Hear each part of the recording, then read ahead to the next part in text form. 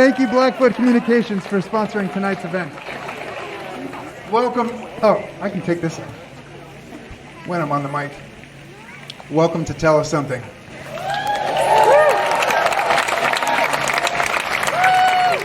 This event is being recorded by MCAT as part of a grant for Missoula, or for Tell Us Something. Thank you all for being here. Did you get some food? Did you get some kombucha? Thanks to all the food trucks. Thanks to the kombucha folks. True Food Missoula, Empanada Joint, and House of Ferments. So good. I want to acknowledge that we are on native land. And what does that mean? To me, what that means is we should be cognizant of how we use the land. And Joyce and I thought about this a lot today when we were picking up dog poop for an hour. So I see people, on the trail. I'll get it on the way back. No, you won't. Get it now. And that is a way to respect the land and respect your other hikers.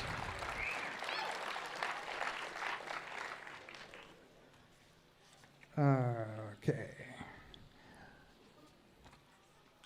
Please join me in welcoming our special guests this evening. We have two. The Montana Innocence Project. They provide free legal services to innocent Montanans. The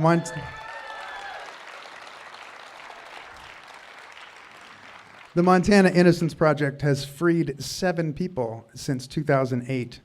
Those freed individuals collectively spent more than 100 years wrongfully incarcerated. Give it up for the Montana Innocence Project. We also welcome our friends, the SUSE educators. SUSE is the study of the United States Institutes for Global Scholars, and they are a U.S. Department of State-sponsored program for mid-career international scholars and educators designed to improve the teaching about the United States in academic institutions abroad. Give it up for SUSE.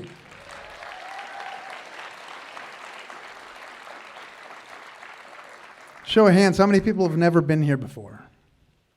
All right, welcome to our new friends.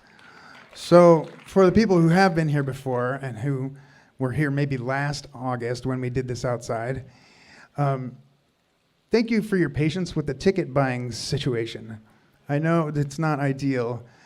Trying to keep ticket prices low and service fees low, and the price that we paid for that was a lot of frustration. So we are having an event in September at the Denison Theater. And we've selected a different ticket buying solution that I've tested a couple of times, and it's pretty seamless and it's pretty snappy.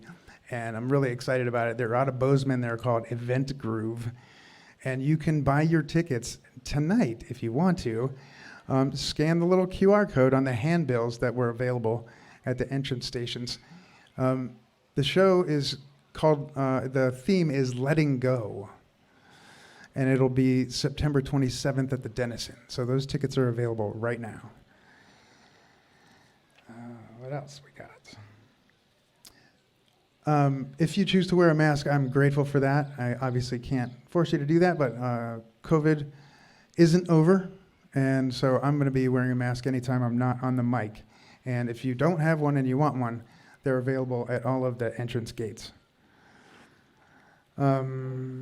There is some merchandise available over here. I guess we don't have a credit card situation, so if you want merch and you have cash, go talk to one of our board members, Jason Sloat or Sierra Ty Brownlee. Okay, so for those of you who've never been, here's what's going to happen. We have 7 individuals selected from the Missoula community, or region, actually. We have folks from out of town as well.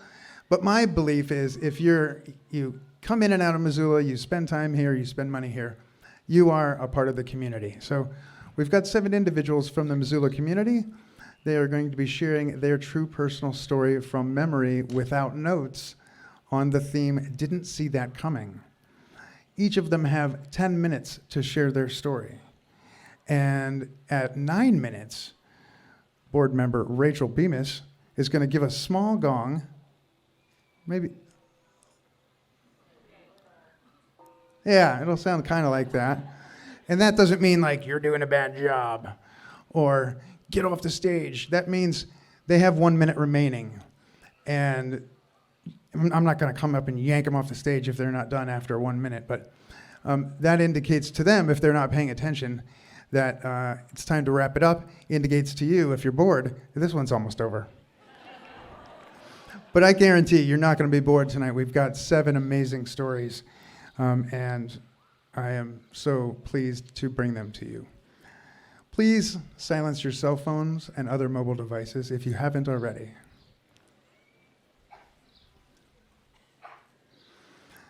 You came to listen. Let the listening begin. I say that at every event, and it is important to come together and actively listen to one another and join together and support each other by sharing stories. When we do this, we can better connect with ourselves and each other and with our community. At every event, I say, this is your community, these are your stories.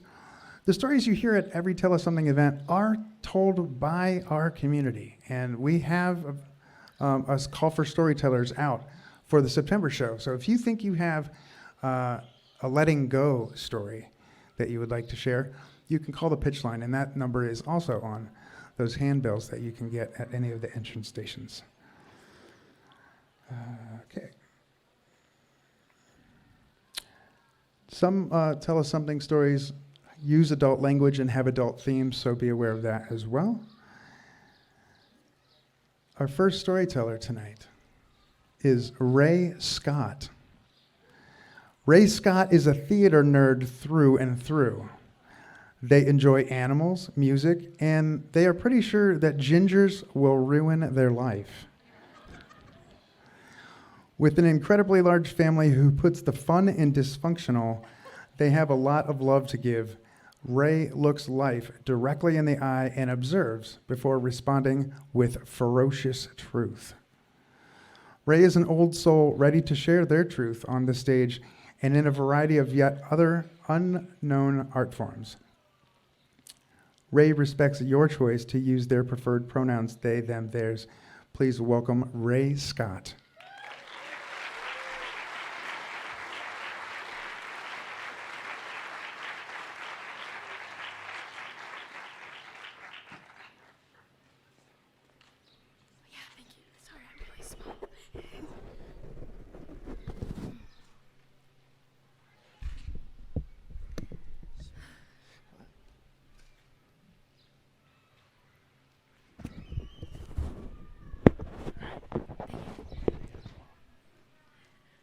Okay, I think that every good love story begins with a heartbreak. The end of my 8th grade year, my biological mother kind of went a little crazy. She ended up leaving with my 3 siblings, and I had no idea where she went, and I had no idea if she was coming back. I was really scared and disappointed, but I think I knew that that was coming. A few months later, driving to the China buffet, I saw her Subaru, or her Suburban. I could tell because the back window was busted out. In the Suburban was there she sat. My siblings were playing around at Little Caesars. I haven't seen them for months, and I was so absolutely happy to see them.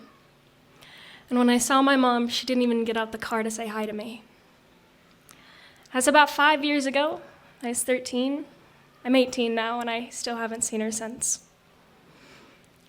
About a little while after that, my dad had gotten divorced for the 2nd time, and we were all really numb at that point. Women were coming in and out of our lives, and we were all kind of defeated. My dad ended up coming home one day and saying that he had met a very lovely woman on Match.com.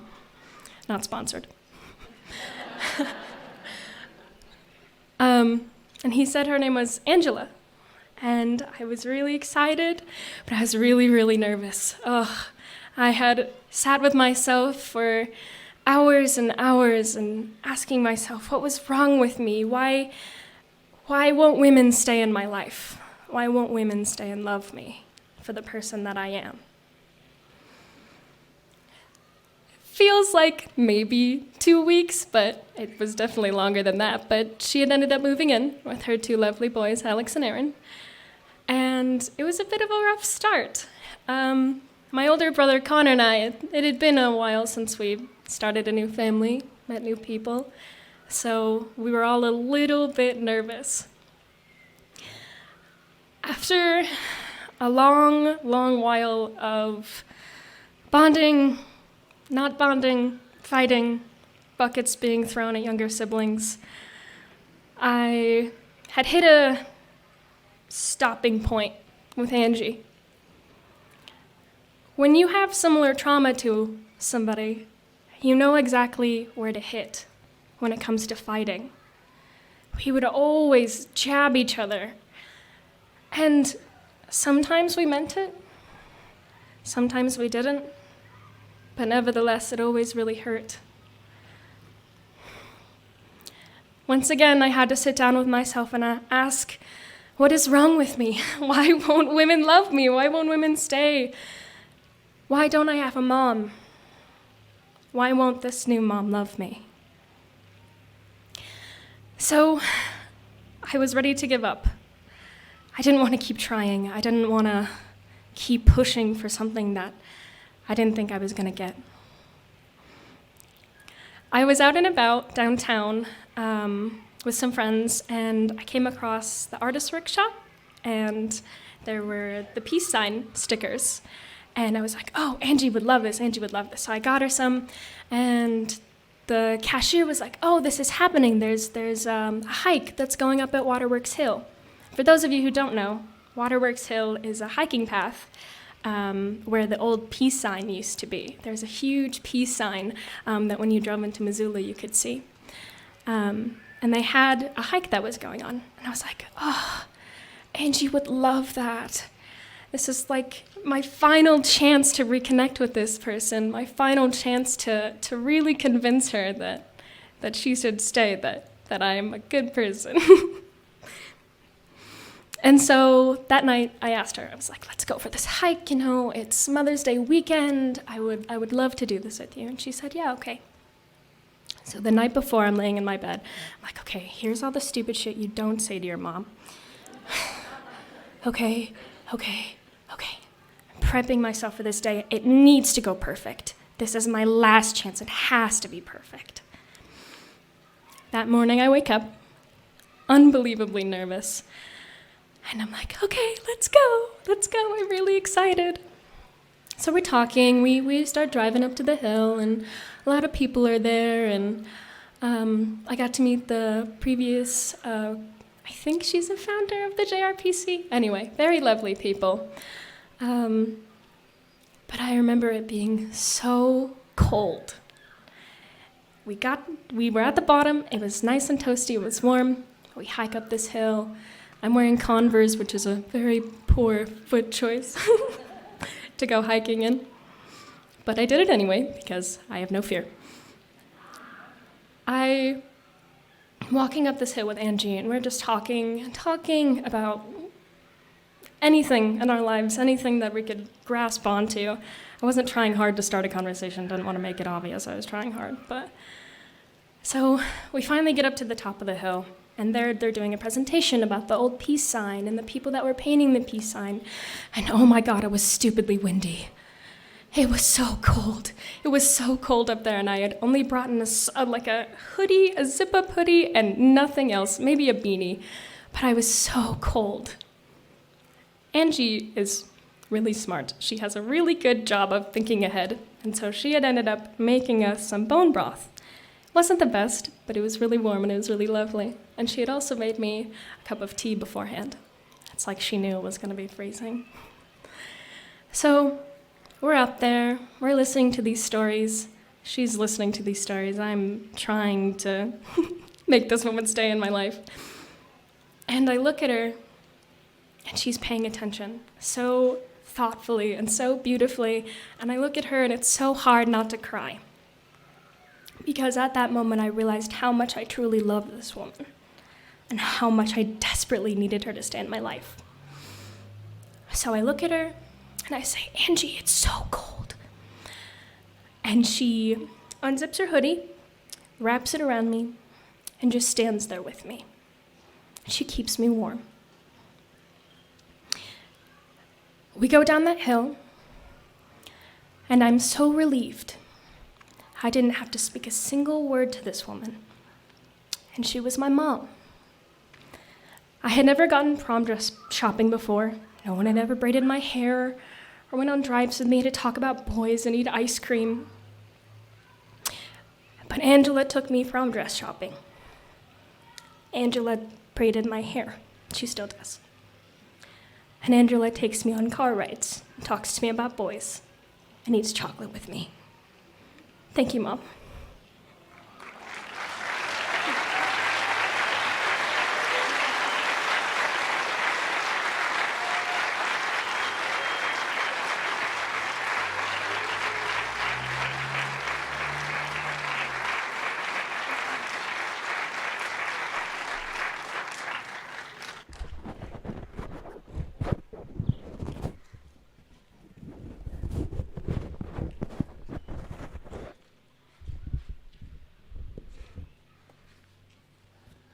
Thanks, Ray. To the other storytellers, just a reminder to get close to the mic. You've got your own windscreen, so that's going to help everyone hear better. Our next storyteller is Ann Peacock. Ann Peacock has been a resident of Missoula since the late 1980s, which she swears was just 3 weeks ago. She now calls Polson her home and is gradually adjusting to life outside the big city of Missoula. She is thrilled to be included in the wonderful group of Tell Us Something participants and would like to express her gratitude for everyone here, those listening and those telling their stories. Please welcome Ann Peacock.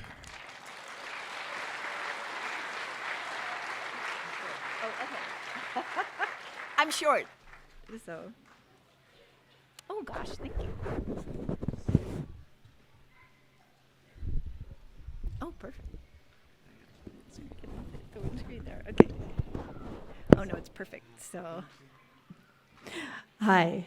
So, in the beginning of October of 2019, I woke up and I was exhausted.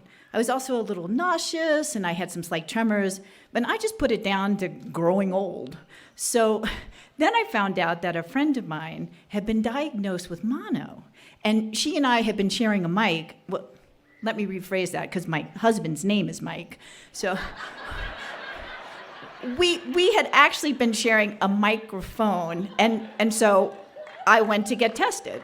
So no to mono, but my liver function was off. So 2 weeks, and there are more tests, and there's more nausea and more Netflix. And I wake up, and I am in the hospital with an IV in my arm. It is nighttime, it is dark and peaceful and quiet, and I have no idea how I got there. So it turns out that my husband had come home from work and found me still in bed, and I was incoherent and slurring my words, so he rushed me to the ER, where I was diagnosed with dehydration and ammonia on the brain. So the next day, we're in the hospital, the doctor comes in, and he tells us that I probably have acute liver failure and that I most likely will need a liver transplant. And he wants to life flight me over to the transplant center at the University of Washington in Seattle. Didn't see that coming. Really. I was a 57-year-old healthy woman. You know, I tried to eat right and exercise, and I had literally spent my life trying to avoid alcohol because my dad was an alcoholic and he died from his disease. I mean, I didn't even like to take over-the-counter medication. So the leap from dehydration to liver transplant was pretty shocking. So then the doctor tells us that he sees that we're kind of like deer in the headlights. And so he starts to try to dial it back a little bit. And he sort of emphasizes, well, the might need a liver, could possibly, and just in case, he is insisting that I get life flighted out to UW. So my husband and I are like, well, can't we drive? I mean, life flight is incredibly expensive. I mean, we think it's like around $100,000. And our insurance, we're not sure if it covers it. And it's only 8 hours. And the doctor's like, well, you might survive the drive over there, but you might not. And really, I mean, when you think about it, what's your life worth? It's just $100,000. So I am life flighted out to UW. Get there about 11 o'clock at night, and I am in the UCU, and I am immediately inside an episode of Grey's Anatomy. Every single person in the room, except for me, is a very attractive 30-something professional. And there's like all this clever dialogue and snappy banter back and forth between the nurse. So the ICU doctor is gorgeous. He has these soft, warm hands and these deep blue eyes and this really great jawline. So my girlfriend nicknames him Dr. McDreamy. So he is also, though, caring and kind and reassuring. And every single doctor and nurse and support staff that I meet in that hospital the entire time I stay there is the same. And I feel seen, and I feel taken care of, and I feel safe. So, which is a wonderful feeling. And I am laying in the bed, and I am overcome with this sensation, surrounded by all these wonderful people, that I am so blessed and humble. And I have never really used that term before. I think of it as sort of like, have a nice day. But in that moment, I understood what being blessed and humble really felt like. And it was incredible. And it was not just the doctors and the nurses and the support staff. I mean, it was everyone. It was my family and my friends who all stepped up to the plate and did whatever needed to be done. And I was astonished by the amount of love and support that people gave me. And I told my husband later, I said, I really need to work on being the person that all these people seem to think I am. Which I'm still trying to do. So my husband and my best friend, who are driving over from Missoula, get there about 1 o'clock. And by that time, I am deep into the process of getting registered on the transplant registry. Hard to say. So because there are so many more people who need transplants than there are organs available, you have to meet a certain criteria for them to accept you as an organ recipient. So, which is a little like standing before the pearly gates, I have to admit.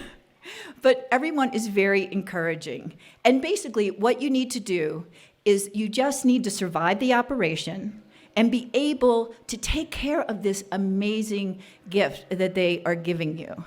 So we're almost done. I'm like, oh, thank God. And then they say, we need to check your teeth. I'm like, what? And they're like, sure. So apparently, if you have tooth decay, certain operations, you will release a flood of bacteria into your bloodstream, and you can get a life-threatening infection.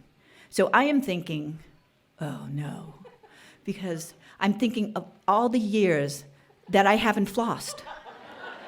And I am thinking, oh my God, not flossing will kill me. And my dentist is right. So again, they're very encouraging, and obviously, I managed to, make it through, and I get put on the registry. So now the ICU's job is to keep me alive for as long as they can until I find a match. And I am so lucky because I have magical blood. It is AB positive, and I can match A, I can match B, I can match A, B, and O positive blood. I am a universal receiver.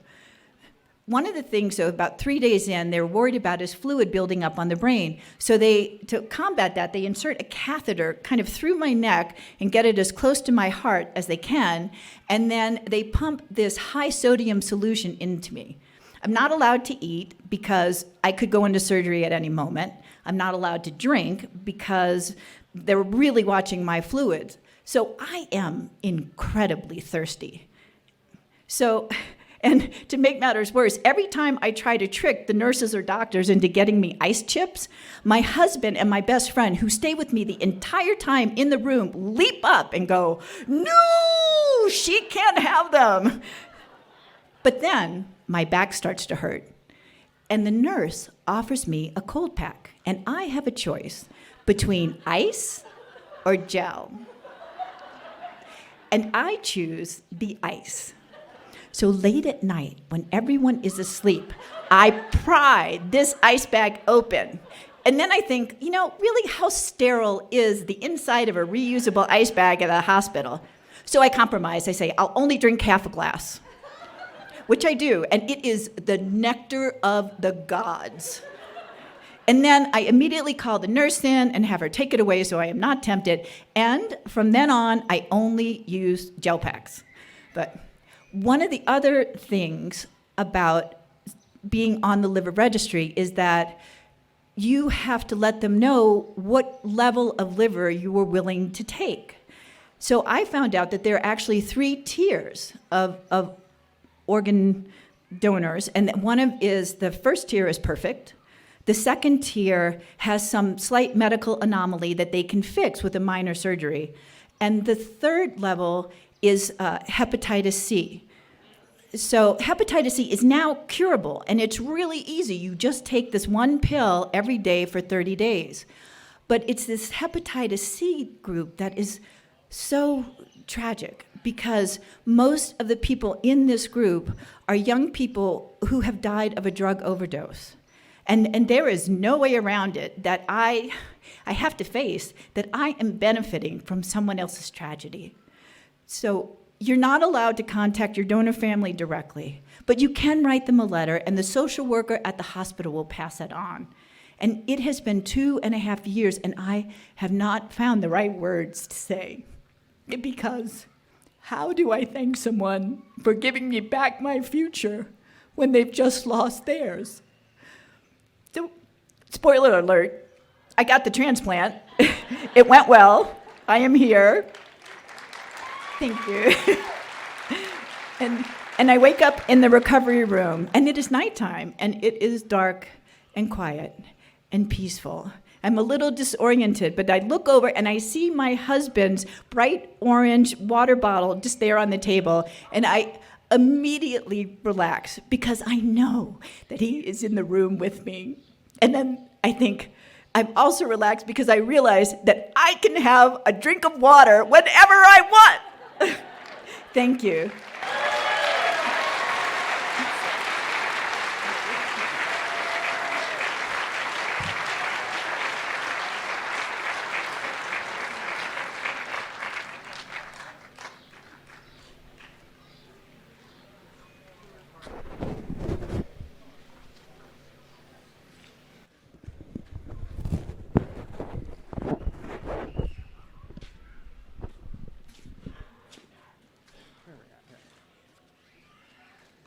Thank you, Anne. I'll get there. Okay. Our next storyteller is Ablamvi Agboyibo. I hope I got your name right. Ablamvi. I've been practicing this, I swear, but I'm just not doing a good job. Okay. Ablamvi Agboyibo is an English teacher from Blita High School in Blita, Togo, which is in Western Africa. He is an MA holder and is a high school English teacher there, and he is one of the Suzy secondary educators for 2022. Please welcome Ablamvi Agboyibo.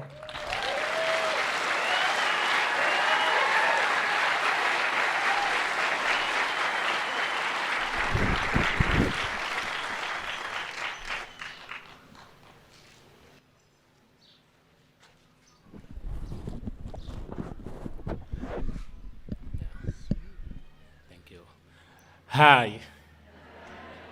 I think it's a privilege and an honor for me to be here and, to tell my story. Thank you so much for inviting me.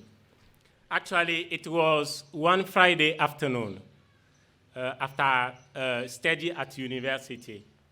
I was so tired and hungry as well.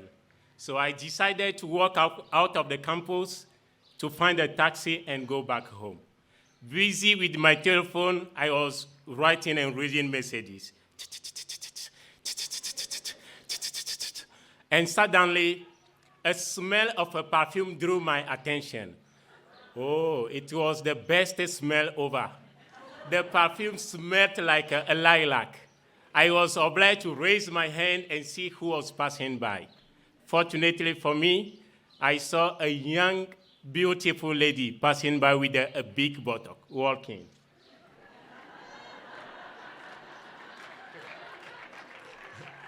Hi, lady, where are you going? She said, go home. What is your name? Jane, she replied me. Oh, Jane, you are so beautiful. I love your bodybuilding. The sun used to see beauties, but the sun has never seen a girl beautiful like you. Definitely, I would like you to become my girlfriend. So she paused for a minute, for some seconds, and said, I will think over it and let you know after all. Can you give me your telephone number? She said, no problem, and she gave me her business card. Definitely, I told myself that the battle was half won. If she gave me her number, it means that she will accept the offer. So when I went back home at night, I tried her number to make sure that she reached home safe and sound. But I tried in vain. The number was not working. I was frustrated. I was asking myself so many questions. Did she give me a wrong number? What happened with her telephone? Or I myself, I didn't write the number well. I went to bed, but I couldn't sleep that night until midnight. I was turning right and left on the bed. So after midnight, I decided to try the number again. And this time, the telephone started to ring. I was half satisfied because for me, she will pick the call. It kept on ringing, but she didn't pick the call. Finally, I sent her a message, and I went back to my bed. This time, I slept because, there is hope now that the number is working. The next morning, she called me, apologizing for the fact that she was not with her telephone. And I told her, no, you shouldn't worry about that. There is no problem with that. But can we meet together in the evening for dinner? She said, no problem. I was so excited to meet her in the evening because I would like to see the same beautiful girl I saw the evening before. And when we met during over the dinner, she let me know that she welcomed my idea of becoming my friend. I said, wow. And from that time, I used to call her 3 times a day. In the morning, honey, how are you? Did you have a good sleep? At 12 o'clock, I used to call her, what are you going to eat for lunch? And then in the evening, did you have a good day? So sleep with a lot of love. This is how we started. After 9 months of relationship, we decided to get married, have as many children as possible, and people the whole world. And it was from there that I decided to know her parents. Actually, her parents were divorced, and both they were living in their different villages. I decided to meet her mother first, because in my community, if your mother-in-law accepts you, it means that the father-in-law will accept you. That's why I decided to meet the mother first. So we had 2.5 hours trip to visit the mother. When we went there, after greeting and self-introduction, she offers us a delicious meal. Even when I was at the gate, the smell of the meal made my mouth water. Wow. I said, what kind of meal is this? It was rice and chicken. It was such a delicious meal. After eating the meal, I thanked her very profusely for the honor, because the meal she offered to us was in fact great. And after that, after eating the meal, we continued the discussion. And she asked me, tell me, where are you from? And I told her, I am from Vaughan, village situated in the south of Togo. Are your parents also living in the same place? And I say, yes. She stood up and said, no, you cannot be with my girl. Actually, I told her that, in fact, I would like to get married with her daughter. That's why I have come to see her. No, you cannot get married with my daughter. That one is not possible. And she quit the house and the room and left Jane and I in the room. Actually, the problem is that the highest personality of the country are from the north. Jane and her parents are from the north, and then I am from the south. And then the highest personalities of the north, most of them consider those from the south as inferior to them. So Jane's mother cannot imagine that her daughter can bring somebody from the south to her that she would like to marry with that person. And we were in the room for some minutes. The mother was not coming back. And suddenly, Jane started to cry. If you don't want me to marry Ablamvi, I'm going to kill myself. I felt very sorry for her. I tried to console her, but she was unconsolable. She kept on crying. And finally, I decided that we should leave. But the mother was not coming. When we went out of the room, the mother sat at the gate of the house. I went to her and made her a farewell. In fact, before going, I brought her a nice gift. It was a nice necklace that I brought to her. In fact, I would like to let her know that by that gift, I will take good care of her daughter, in fact. But she refused. No, I don't want your gift. Go away with your gift. I don't want you to be with my daughter anymore. I felt very frustrated, and I was sorry. But Jane kept on crying at that time, and we drove back. On our way back home, she kept on crying.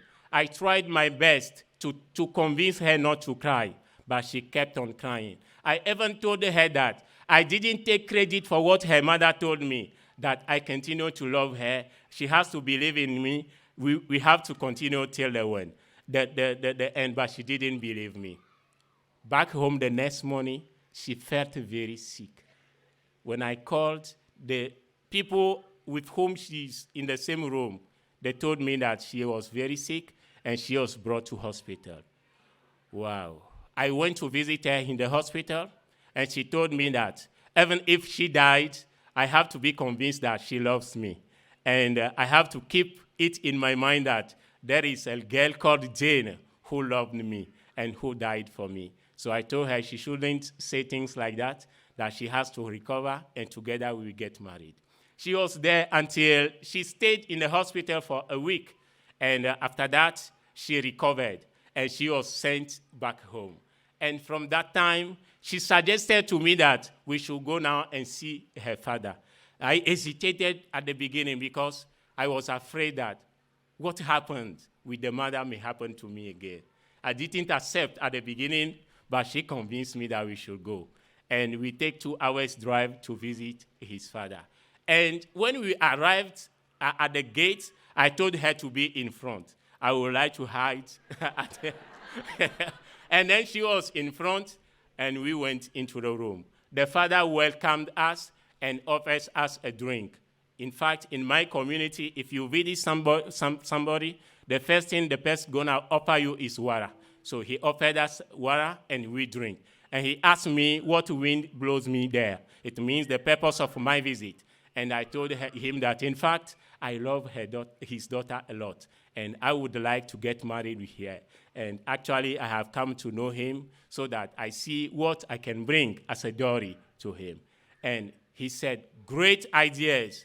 Oh, if you come to see me, it means that you love my daughter. I like your idea. You should not worry. I was really surprised, and I was happy. And Jane was happy as well. She stood from her chair and came and hugged me. And that day, we even wanted to kiss each other in front of the father, but it's not allowed. And, and then finally, he gave me the list, and then I went back. After 2 months, I tried to buy everything that I need. And then we went back. I invited my parents. We were together. We paid a dowry, and we celebrated the traditional marriage. That day, Jane was too happy. I was too happy. The father was so happy, and as well as the whole members. They gave us some pieces of advice, like Ablamvi, you have to love your wife. You have to take care of your wife. And they told Jane, you have to be submissive to your husband. If there is a problem, you have to discuss with him. And this is how we got married, and we have 2 kids. Love concrete everything. We should not give up. Thank you so much.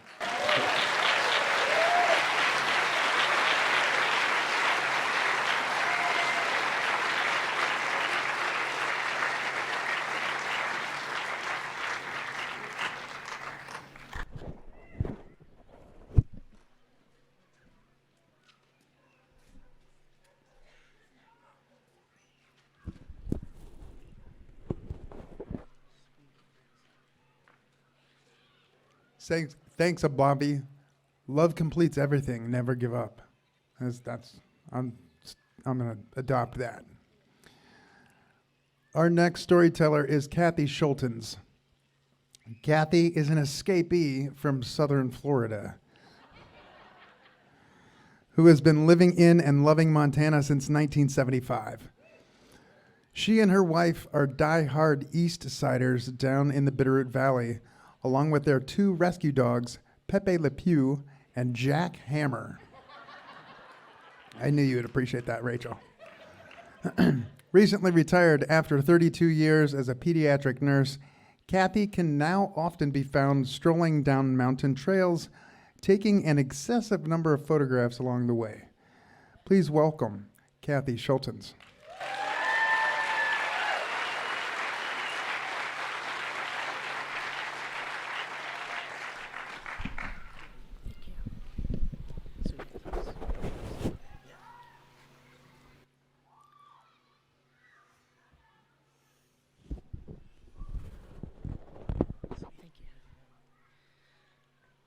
As with any great adventure, there's often complications. They can be logistical, physical, and sometimes they're matters of the heart. My best friend Becky and I were hiking in the Big Hole to Hope Lake. We'd never been, we wanted to go. It was late September, weather was terrible. But we started up. The map said 7 miles. We could do that. What the map didn't say, we figured out about the 30th switchback, was it was 6 miles straight up to the Continental Divide, over the top, and down another mile to the lake. So we're making promises to God to just get up there. She's my best friend, and we're just talking like best friends do. We have a third companion, Katie the Wonder Dog. She was a retarded 3-year-old golden retriever, and she was didn't belong to us, but we had her with us. Well, we were talking about everything except what we needed to talk about, because I'd met Becky about 7 years before that, and we immediately became best friends. She was smart and funny. She was a tomboy, and I was a tomboy, go figure, and so we did all kinds of fun stuff together. She was the most caring and kind person I'd ever met. As a matter of fact, whenever we had to go into Missoula and we went together, I made sure I drove. Why? Because if you were in the passenger seat, every corner that a guy had a sign, she'd go, Cathy, hand that guy $10. Hand that guy $20. And it'd come out of my wallet, right? I'm like, pfft. So I drove, saved myself a lot of money. So we were talking about all kinds of stuff except what we needed to talk about. And that was, recently, our relationship had kind of shifted a little bit. Okay, it shifted a whole lot. We'd become lovers, and we didn't know how that happened, but there we were in the middle of a mad, passionate affair, and we didn't know what to do with that. Becky was gung-ho. Becky had said, come, be with me. Let's spend the rest of our lives together. And I was like, I don't know, because there was some major complications, okay? First, We were both already in relationships. Wasn't fair to them, and we were feeling pretty crappy about that. 2, Becky is a straight girl. And any lesbians out here, you know what trouble straight girls are. They've listened to one too many Katy Perry songs. They just want to kiss a girl, and they'll kiss you, but then they'll break your heart, and I was well aware of that. But the biggest complication was I am a relationship loser, okay? I had left every relationship I was ever in. I'd think I was in love, and pretty soon I wasn't in love, and I was gone, okay? Well, Becky wants to have a relationship, and I'm thinking, how can I do that? I'm no good at this. I'm going to hurt her, and I'm going to lose my best friend. And I didn't want to do it. And so we had a lot of discussion to do to figure out what we were going to do. Neither one of us was very keen on that, though, so we ignored it. On the top of the Continental Divide, you can see forever, and it was gorgeous, and we had made it to the top. But what we could see was thunderstorms, snowstorms, and most importantly, the sun was going down. There we are on the top of the Continental Divide, sun's going down. So we know we're not going to make the lake. We're not going to make the lake. We can't because we're responsible. And we don't want to be caught on a mountain in September in the dark, okay? But we take a few minutes to look around, and we watch this hawk flying along the ridge, just on the air currents, beautiful. And the next thing you know, that hawk comes, and she's hovering right in front of us. And I swear to God, you guys, if I had reached up, I could have touched her, okay? And she's looking at us, and we're looking at her. And I'm not one of those bitterroot, hoogity-boogity, woo-woo, mystical girls. I'm just not, I'm pretty cut and dry, but something mystical happened with that hawk. Can't explain it. She's talking to us. And just as I turn my head to Becky to see if she's hearing the same bullshit I'm hearing, the bird flies up over the other side of the ridge and down towards where we think Hope Lake is. There was no discussion. We had gotten a message. And the message was go to the lake. So, against everything we knew to be smart, we checked our bags and said, what do you got? What do you got? Well, I had a water filtration pump. We had a fishing pole. Becky had a 9mm Glock on her hip. So butchy. We had a pound of trail mix that I was already sick of. I hated it. We had some matches and a pen light, and we decided, let's go. So, I don't know, we go. And by the time we get down to that stupid, ugly lake, it's dark. Okay, so Becky starts fishing right away because guess what? Katie can't eat trail mix. And I start looking around for something dry to start a fire with because I know we're going to freeze our asses off. And I'm watching Becky, and every time she gets a fish on, of course she's a big cheater, uses worms and bobber, that bobber would go down and Katie'd be like, oh, fun! And she'd jump in after it. And Becky would lose the fish. So I wasn't doing as well either because everything's wet, and I can't get anything started. And I was quite the pyromaniac as a child. I could burn down anything, but I was striking out. Well, just then, Becky's coming up. She's got a couple fish that she saved, and she sees my dilemma. And I'm almost out of matches, okay? I'm starting to freak. And she says, I got something for you. And she reaches deep inside her jacket and pulls out a handful of love letters that I'd written to her in the past couple months. Score. We're going to live. So we take the time to read these letters because we're in love. We read these letters out loud to each other, and they're full of how much I think she's great, I think she's fabulous, and what a shit I am, and how terrible I am, and I'm going to ruin the relationship, And I didn't want to do that. Lots of doubts and fears. And as we're reading them, she's shaking her head, and she's crumpling them up and putting them in the fire. And pretty soon we got that fire going, and it's rip-roaring now, right? And she's cooking the fish for Katie, not for me. And she says, oh, look at that. Look at that smoke going up. All your doubts, all your fears, all your misgivings, up in smoke, Scholtens, all gone. I'm like, oh, yeah? Well, what about the love that's in those letters? She said, oh, the love goes to the universe, and the universe is listening, and we're going to be okay.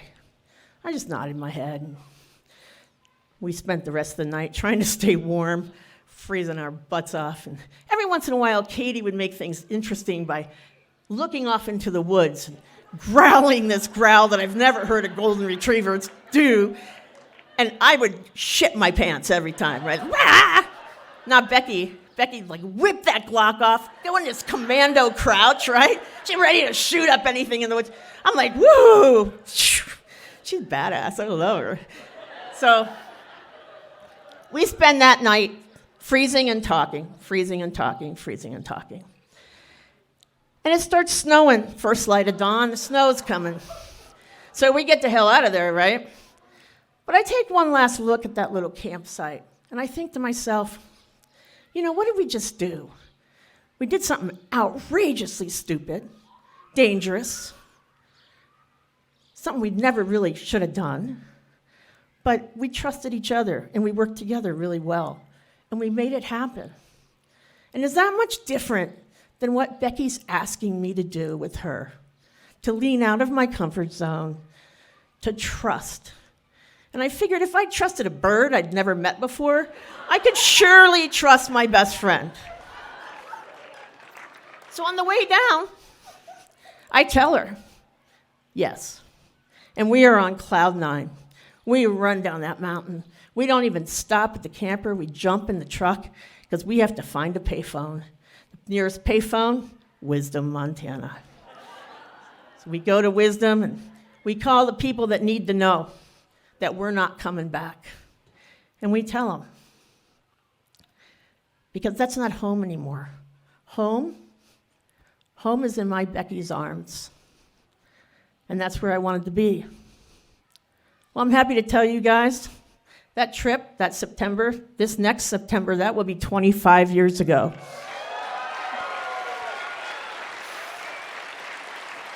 I'm still madly in love with her. And she's still my best friend. Thank you.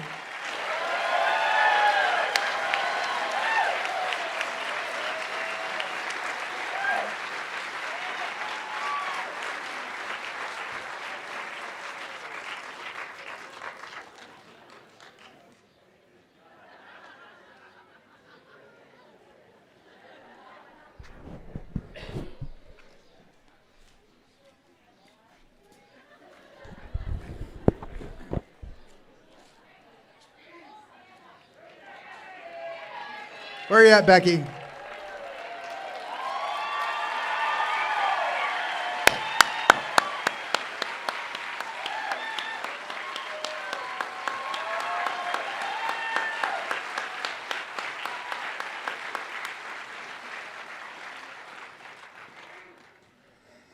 Thank you, Cathy, and thank you to all of our storytellers so far tonight. Thank you to our American Sign Language interpreters, Bonnie Curian and Denise May. Thank you to our title sponsor, Blackfoot Communications, and to Garden Mother for providing access to the American Sign Language interpreters. Thanks, Garden Mother. Thank you to our in-kind sponsors, Joyce of Tile, specializing in custom tile installations. She's right over there. Learn more at joyceoftile.com. Missoula Broadcasting Company, including ESPN Radio, The Trail 103.3, Jack FM, and 104.5. Thanks to Gecko Designs. Check them out at geckodesigns.com. Float Missoula, learn more at floatmsla.com. True Food Missoula, check them out at truefoodcsa.com.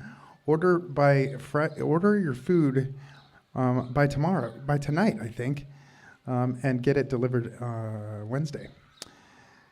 Thanks to MissoulaEvents.net. When you frequent these businesses, please thank them for their support of Tell Us Something and live storytelling in Missoula. And thank you for being here tonight. Thank you for your love, your open hearts, your respect, and your very presence. Without you, Tell Us Something doesn't exist. And remember, if you have a short story to share, the next Tell Us Something event is scheduled for September 27th at the Denison. And those tickets are on sale right now at tellussomething.org. The theme is letting go, and you can learn how to pitch your story at the Tell Us Something website. Typically, this is where we would have an intermission break. It being outside, it'd be hard to, I think, wrangle everybody. So we're going to forego intermission tonight and move to our next storyteller. So Act 2.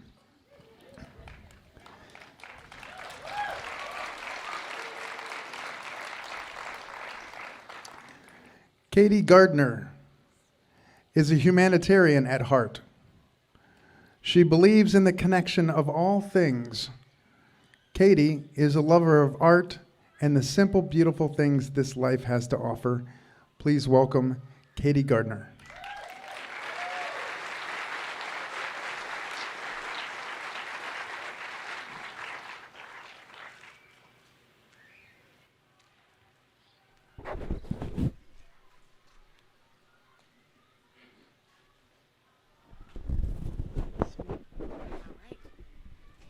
Hello?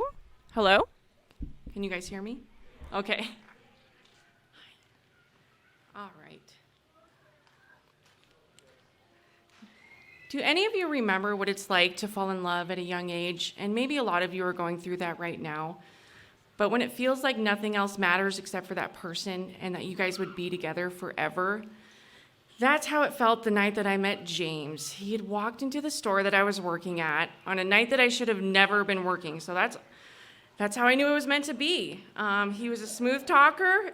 He always knew what to say, and he made me feel wanted from the moment we met. We went out New Year's Eve night, and at this point, we'd been going strong for about 4 weeks. And honestly, how well can you really know somebody in 4 weeks?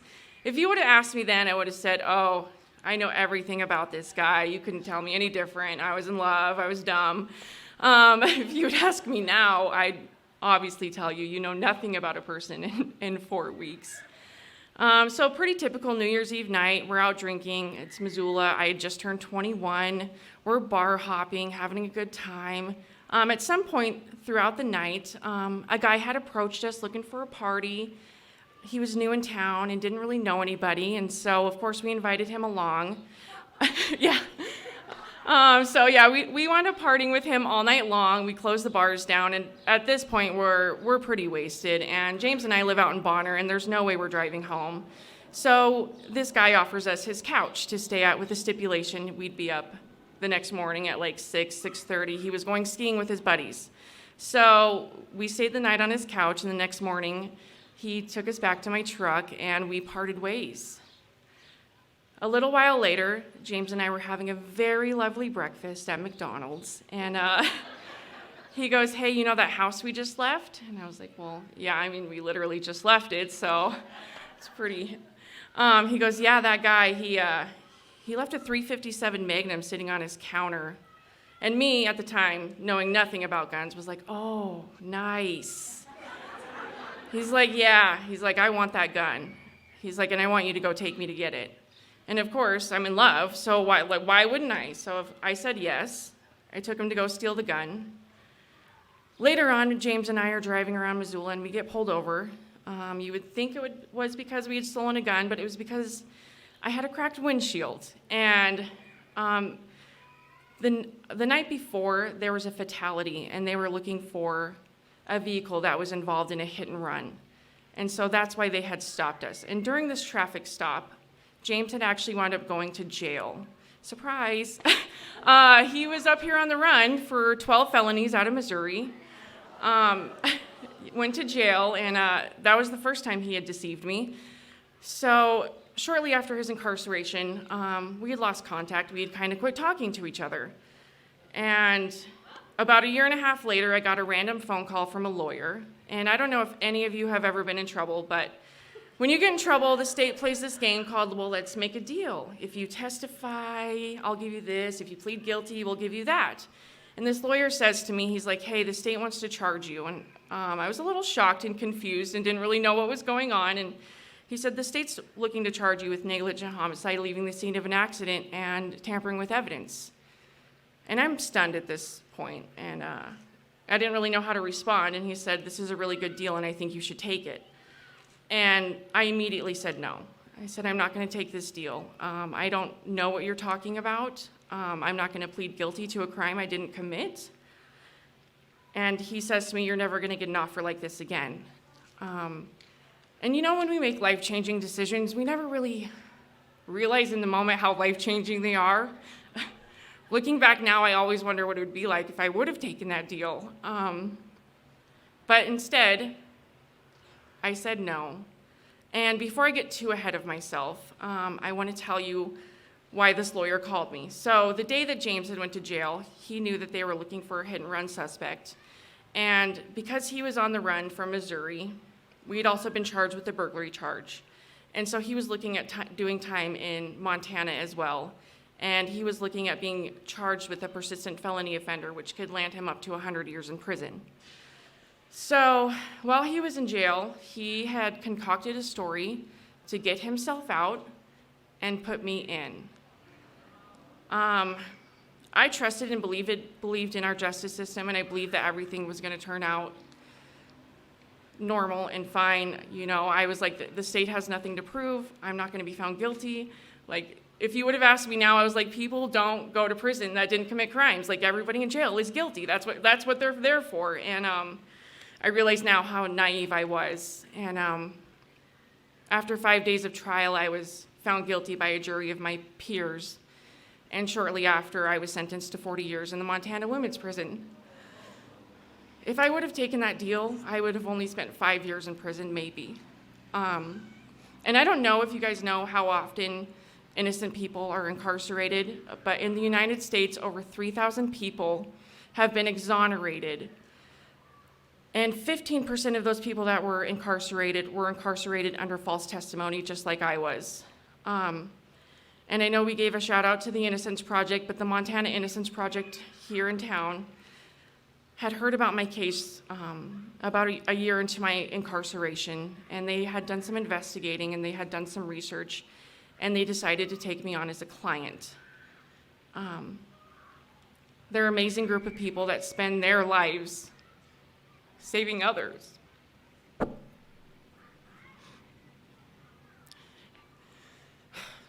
And they've been fighting for my freedom for the past 12 years.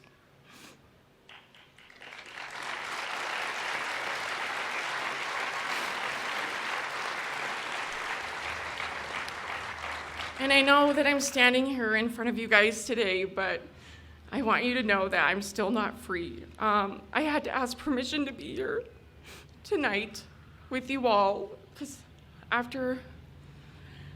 so they've been fighting for my freedom for the past 12 years, and 10 of that was spent in prison before I was paroled out. So I've been out for almost 2 years now. And I would never say that I'm thankful for this kind of an experience. I would never wish this upon anybody, but I have gained so much from this experience and so much knowledge. And I understand now what's important to me and how I want to live my life and how I want to honor those that have fought for my freedom and that have stuck by me this entire time. Thank you.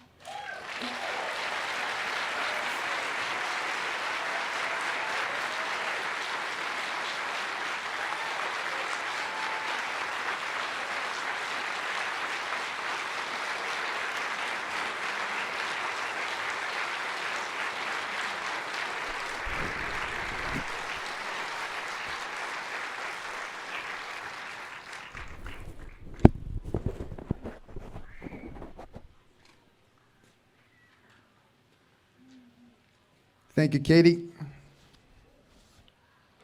Thank you, Montana Innocence Project.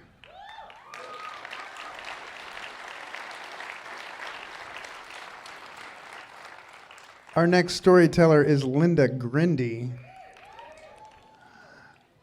Linda is an amateur philosopher and a professional garden beautifier. She leads nature rituals and wild women camping retreats. Linda learned to swim this winter, and just last week, she competed in the backstroke event at the Senior Olympics.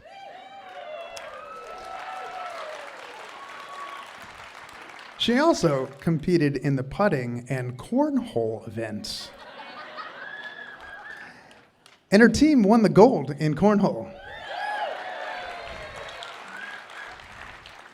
She will be playing Maureen for the Missoula Backyard Theater production of Rent or Die this September. Please welcome Linda Grinde.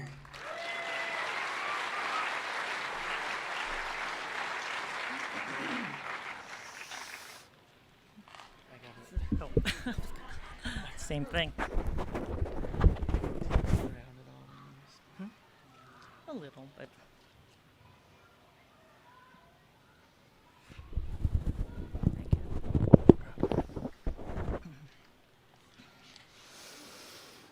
It's 1975, late summer, and I am in a cabaret in Hamburg, Germany.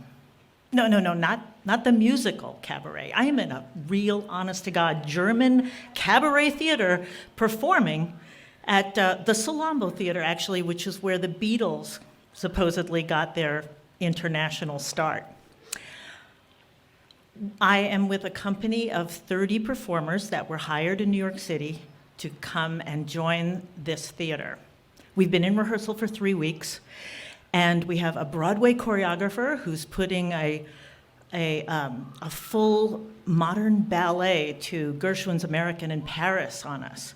We are learning the authentic can-can with cartwheels and hitch kicks and drop-to-the-floor splits.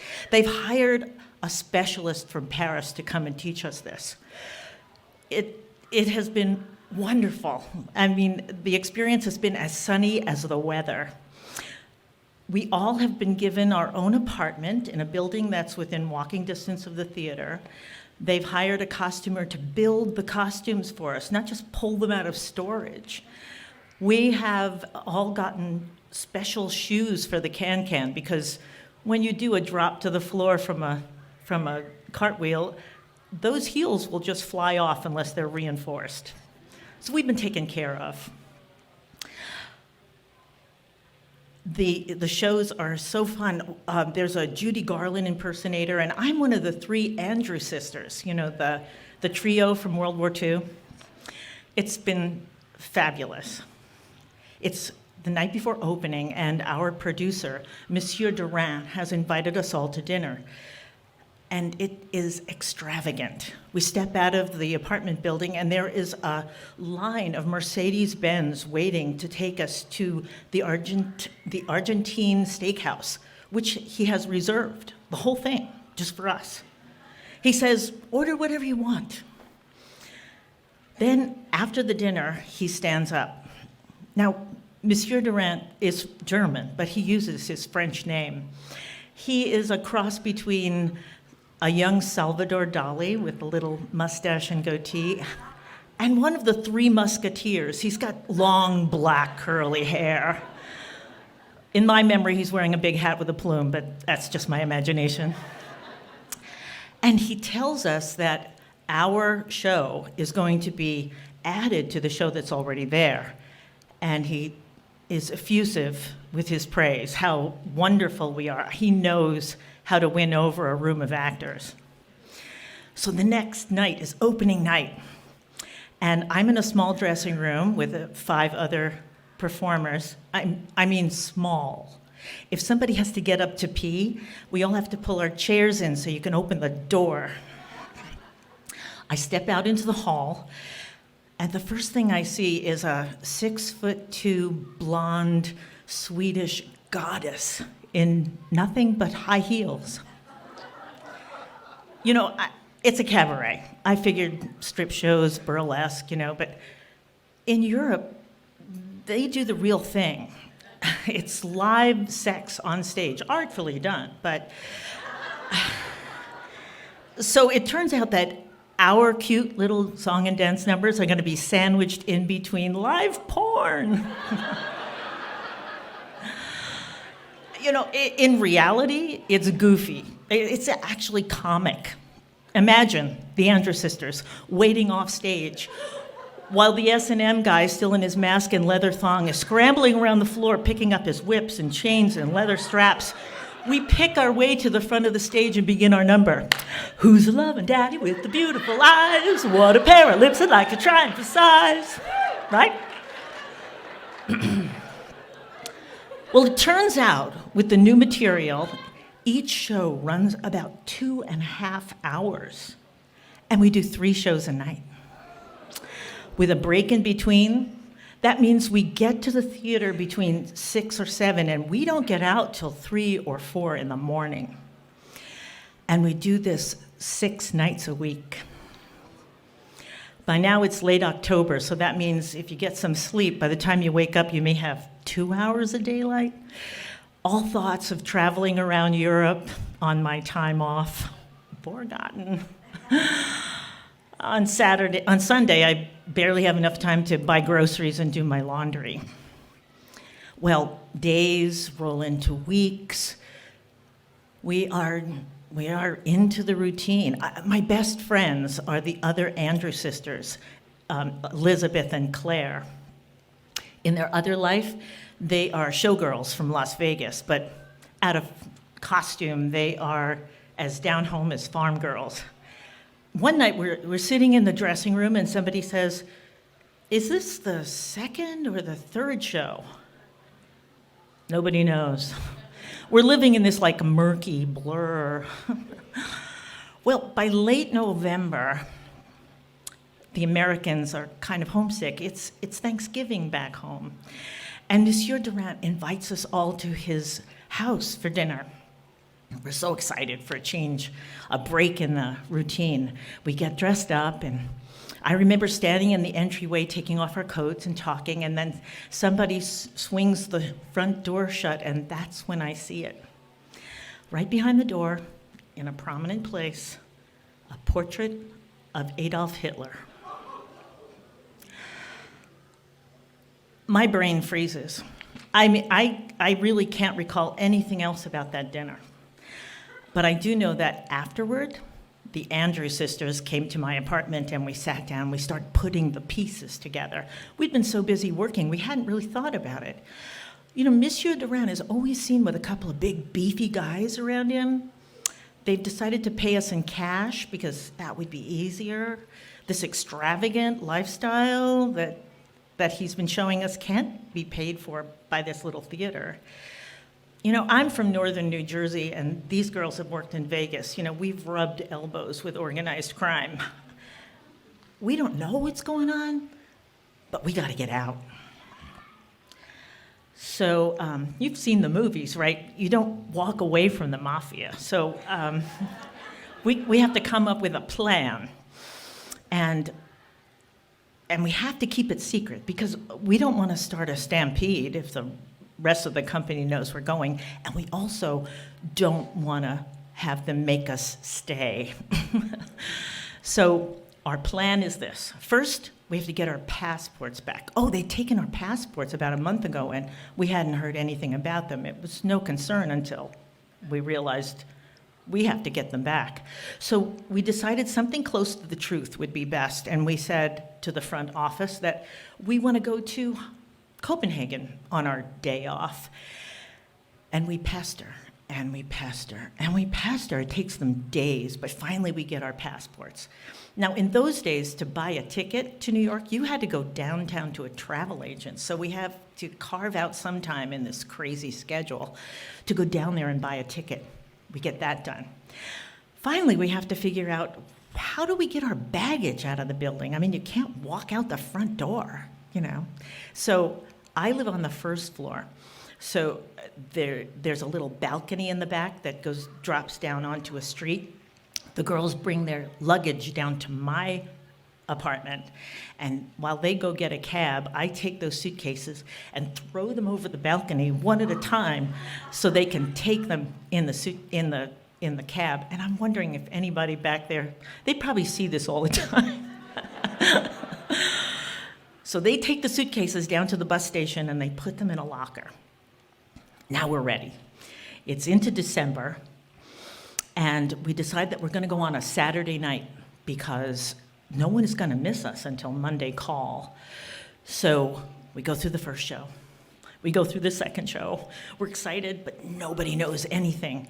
We go finish our can, kick, drop to the floor. We jump up, run to the dressing room, change into street clothes while the rest of the company is taking the final bow. We dash out the back door, into a cab, to the bus station, grab our suitcases. From the bus station to the train to the airport, and I don't exhale until we're on that flight off the tarmac, headed back to New York City. My friends go back to Las Vegas. That Christmas, I got a postcard from my friend Elizabeth in full showgirl attire, feathers and all. But I never heard from any of those people again. You've heard of the last tango in Paris? Well, this is the last can in Hamburg.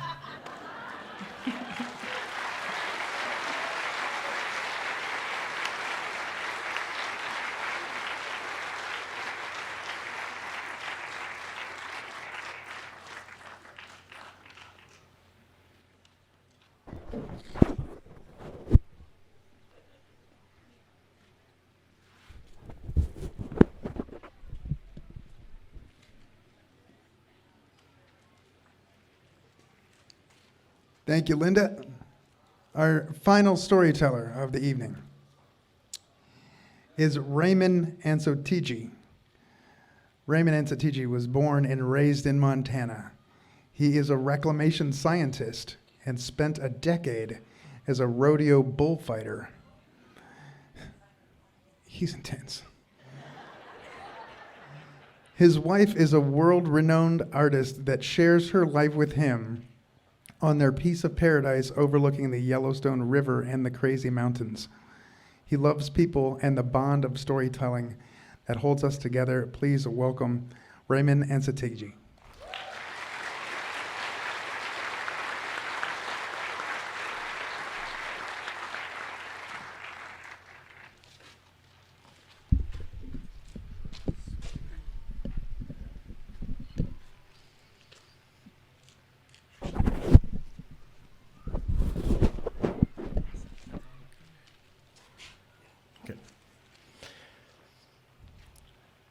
I had just finished my second year of formal education, and it was tough. Math was okay, phonics, they're great. Sitting still, being quiet, not so good for this kid. I still had the ability to focus, and I did really good. I got the grades in second grade, but I got the good grades. And in return, my parents offered that I could do one thing I wanted to do, anything, for a day. Definitely the biggest life choice I had made at this point. And without the slightest hesitation, I said fishing. My parents knew I wasn't a Disney World kid. So I'm ready, I'm gonna get my day to fish. 2 hours later, my dad comes in and says, "Hey, I'll trade you if you do a little cowboying. You could go fishing for 5 days." Oh, lottery. But he said, we're gonna go to Deer Lodge if you're up for going. Yes. And by Deer Lodge, he means we're going to Montana State Prison. You see, my father's a professor at Montana State and taught animal science. And in the process of his PhD, because MSU is a land-grant school, the prison is also a state-run facility, they can work together. And for most people who don't know, the prison has their entire cattle herd They have their own dairy, and it surrounds the entire tight incarceration area. So, but where we're specifically going is a place that Thomas McGuane wrote about.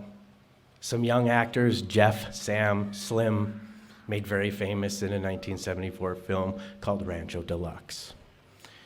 Rancho Deluxe is the primo housing facility for inmates at the prison. It's several log cabins. It's outside the main secure area, and these guys are cowboys. They could get on their horses and ride off at any point, but they don't. So we're gonna go there. I can't wait. The truck is loaded, the canned ham camper we're pulling behind, and I'd spent enough of my childhood. I was potty trained at the prison. But in this phase, I don't remember the gate. I know there was a gate. I remember guards. But I do remember that crossing over the hill and dropping down into Rancho Deluxe. There's these cabins, this huge roundabout, corrals, barns. And as we pull in, I'm in my fishing heaven. And right out comes a gentleman, blue pants, blue shirt, blue vest. And he's coming quick with a smile from ear to ear. And this man's skin is the perfect tone of mahogany, but blended in are scars all over his face. And not acne pockmarks, these are cuts, blades, wounds. But as he approaches and he's saying hi to my father, whose name is also Ray, the spaces between his teeth are as beautiful as the teeth that he's carrying, and this love is coming from this man. He says hello to my father and gets his head inside the truck and says, "Hello, sir, who are you?" And I'm Raymond. And he shakes my hand. He says, "You must be the fisherman." And he looks back over his shoulder and he's like, "Whose bike is that in the back of the truck?" I was like, "That's my Huffy Wrangler." Dark brown, tan stitching, chopper bars, banana seat. Third grader's dream. He says, "Well, if you're here to fish, I'd probably be willing to make a trade with you because I'd really like to learn how to ride a bike." I just finished second grade. I haven't been riding a bike long, so I'm probably going to be pretty good at teaching him how to ride a bike.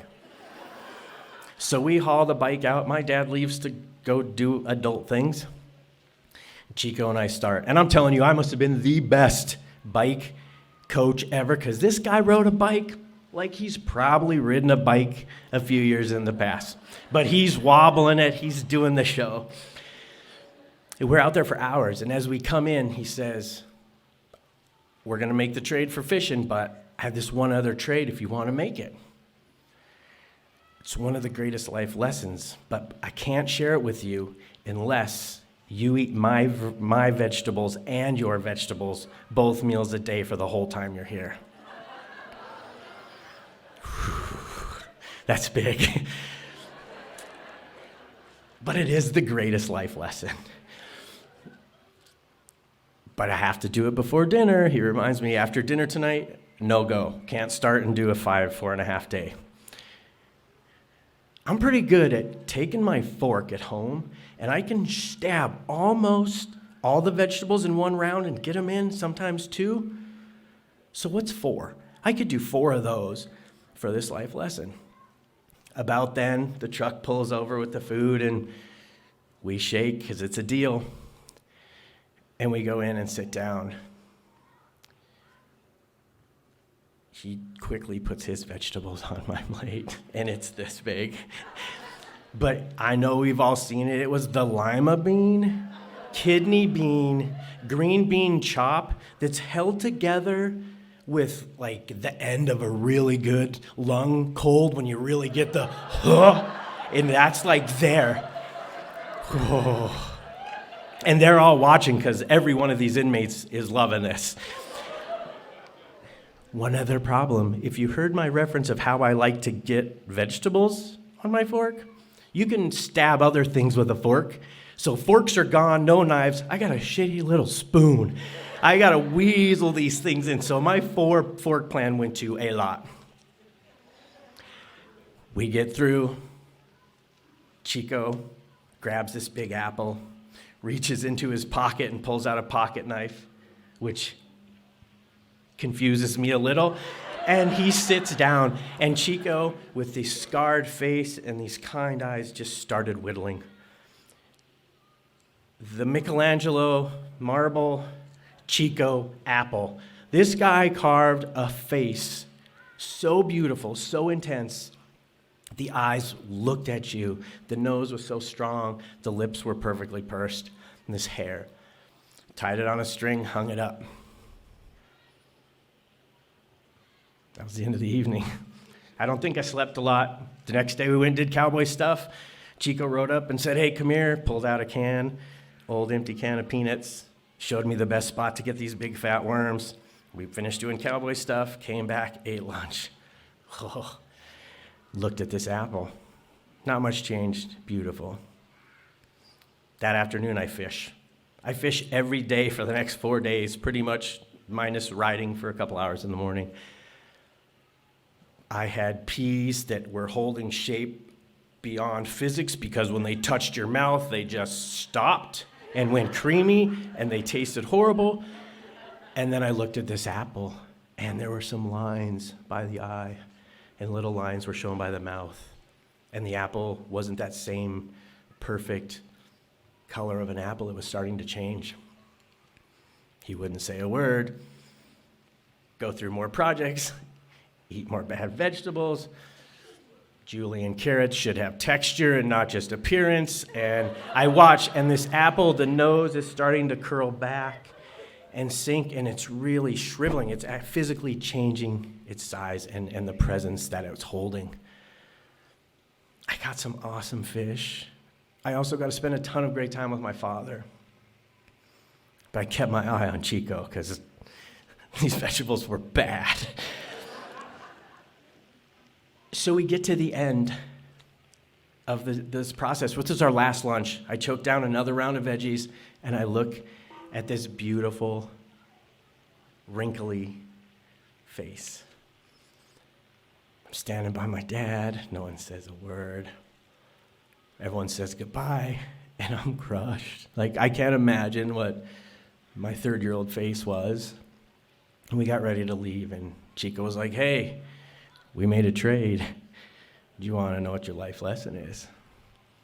I would also like to know what that face looked like, because I'm sure it was pretty good.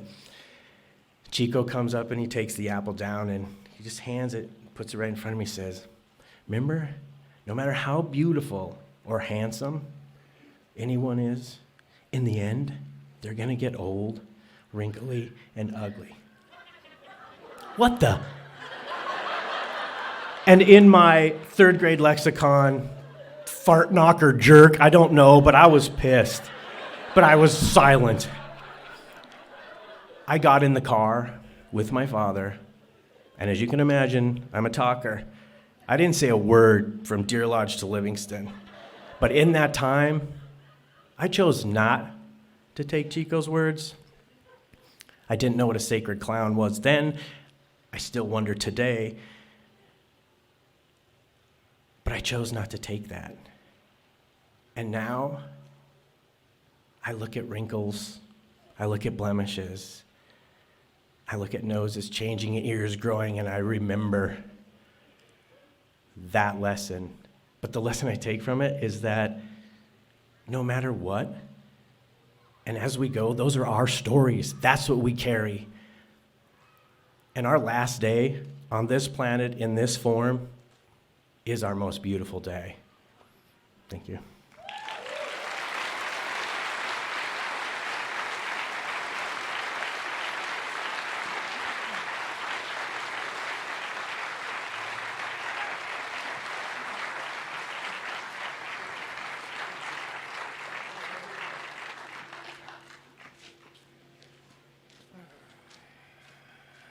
I'm just going to use this one. Thanks, Raymond. And thank you for being here tonight. Thank you all so much. Thanks again to Blackfoot Communications and Garden Mother. Thanks to True Food Missoula, Empanada Joint, House of Ferments. You can find them at the farmer's market every single Saturday, and they have amazing kimchi. Thanks to all of our storytellers tonight. Thank you to Raymond. Thank you to, oh gosh, I don't even have them all written down. This is what I was told not to do, but I'm doing it. Thank you. We're going to work backwards. Raymond, Cathy, or Linda, Katie, Cathy, and everybody else. Bring them all up. Sorry, Ray. Ray!